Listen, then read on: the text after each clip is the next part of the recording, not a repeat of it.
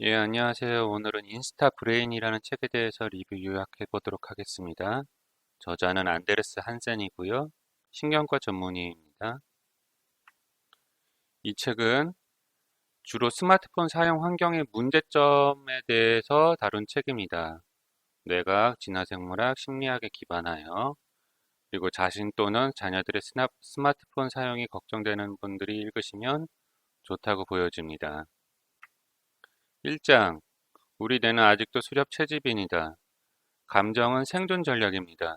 감정을 발동시켜 위험으로부터 도피 반응을 빠르게 촉진시킵니다. 왜 부정적인 감정이 더 끌릴까? 역사적으로 위협과 연관된 경우가 많았기 때문입니다. 이러한 위협에 즉각적으로 대처하지 않은 선조는 멸종하였고요. 대처한 선조의 후손들이 바로 우리들이기 때문입니다. 2장 우울증은 뇌의 보호 전략. 뇌가 오랫동안 높은 수준의 스트레스 호르몬에 노출되면 뇌는 싸우거나 혹은 달아나는 것만을 최우선으로 생각하게 됩니다. 취침, 음식, 번식 모두 나중에 하지 뭐 이런 식으로 된다는 거죠. 우울감을 느끼게 하여 스스로를 고립시키는 것으로서 우리 주변에 있는 수많은 위협으로부터 스스로를 보호하는 장치로서 작용하게 됩니다. 3장 몸이 되어버린 신종무르핀 휴대전화.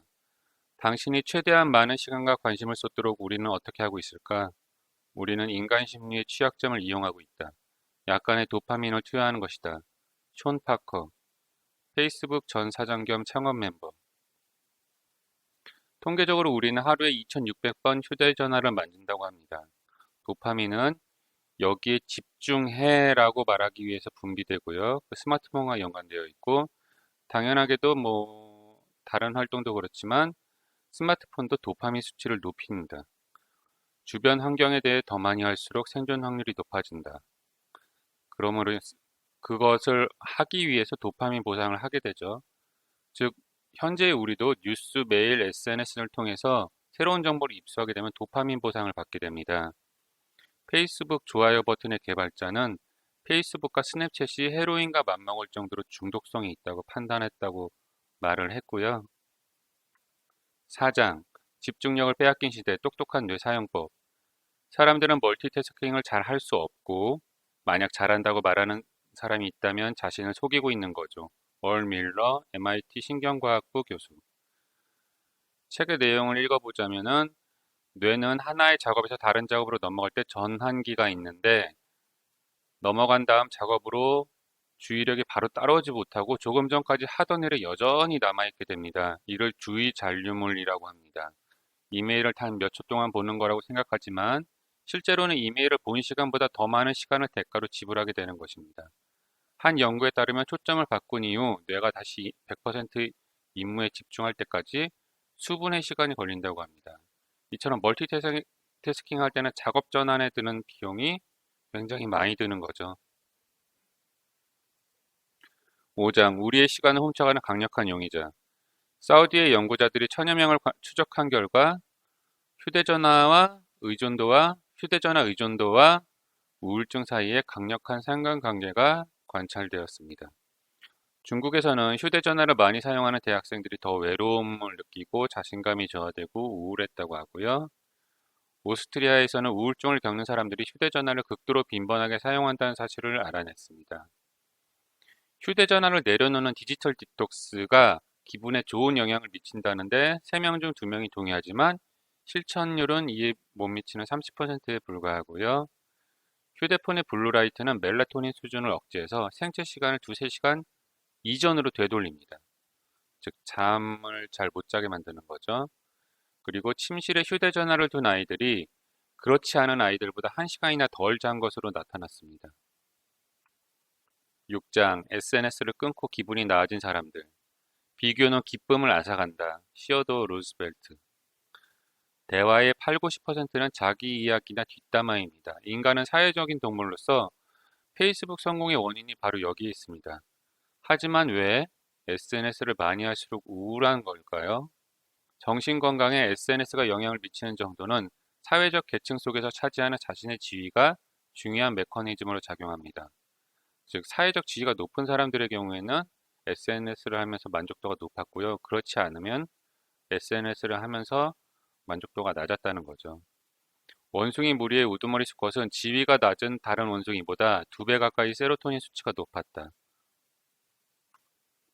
SNS로 인한 디지털 질투로 인하여 부정적인 인식이 증가하였습니다. 10대 조사 대상자 70%인 10대 조사 대상자 70%는 인스타그램 때문에 자신의 몸을 더 부정적으로 인식했다고 하고요. 20대 조사 대상자 절반 가까이가 SNS 때문에 자신이 매력적이지 않다고 느꼈습니다. 12세에서 16세 사이의 응답자 절반가량이 SNS를 사용하면서 자신의 몸에 불만을 가졌다고 합니다. 특히 여자아이가 더 자신감이 낮았다고 합니다. 7장 청소년 우울증과 휴대전화. 저희는 집에서 아이들의 디지털 기기 사용에 제한을 두고 있습니다. 스티브 잡스. 하루 2시간 미만의 디지털 기기 사용 시간의 아동들이 가장 우수한 성적을 거뒀다. 밤에 9시간에서 11시간은 잔 아이들의 성적이 더 좋았고 신체적으로도 활발했다. 아동 청소년 총 12만 5천 명을 대상으로 한 60개의 연구 조사 결과를 종합해보면 스크린 타임, 즉 SNS, 인터넷, 유튜브, 컴퓨터 게임 등을 한 시간이 2시간을 초과할 경우 우울증에 걸릴 위험이 증가한다고 합니다. 4,000명의 청소년 대상으로 설문조사를 해본 결과 휴대전화를 더 많이 사용할수록 수면장애, 우울증, 스트레스를 겪을 위험성이 더 높았다고 합니다. 8장 변화를 원한다면 몸부터 움직여라. 학교에 다니는 5학년 학생들 100여 명에게 4주 동안 매일 신체 활동을 지시하였습니다. 수업 전에 6분 정도. 그랬더니 집중력이 더 높아지고 산만한 태도가 급격하게 줄어들었다고 합니다. 운동을 하면 왜 더 집중하게 될까? 수렵체질 시절의 사냥 및 기타 활동에 최고의 집중력을 발휘하기 위해서 몸을 움직이면 더 집중력이 올라가게 이렇게 진화되었다는 거죠. 9장 뇌는 지금도 바뀌고 있다. 유전자 기술이 지금보다 더 발전하게 되면 큰 변화를 맞이할 가능성이 있다는 내용의 등등등 내용이 있습니다. 추천 평점 별 3개고요. 추천이고요. 자녀와 본인의 과도한 휴대폰 사용이 걱정된다면 별 4개를 줄 수 있겠습니다. 뇌과학, 진화심리학 입문서를 접해보지 못한 분에게도 마찬가지로 매우 추천해 줄 수 있는 책이고요. 개인적인 실천 사항들을 알아보자면 9시 이후로 블루스크린 차단을 예약해 놨습니다. 핸드폰에. 예전에는 블루스크린 차단을 싫어했었거든요. 좀 화면이 칙칙해지고 그래가지고 싫어했었는데 그래도 숙면을 위해서 이렇게 블루스크린을 예약을 해놨고요. 자녀들에게 하루 2시간 이상의 디지털 기기 사용을 이제 하지 말아야겠다라고 생각을 했습니다. 자녀들에게 2시간 이하로만 이제 핸드폰이나 뭐 유튜브 키즈 같은 것을 보여주는 거죠. 그리고 하루에 1시간 더 디지털 디톡스 시간을 늘리고자 계획표에 추가하였습니다. 예, 책 리뷰 요약은 여기까지였습니다. 감사합니다.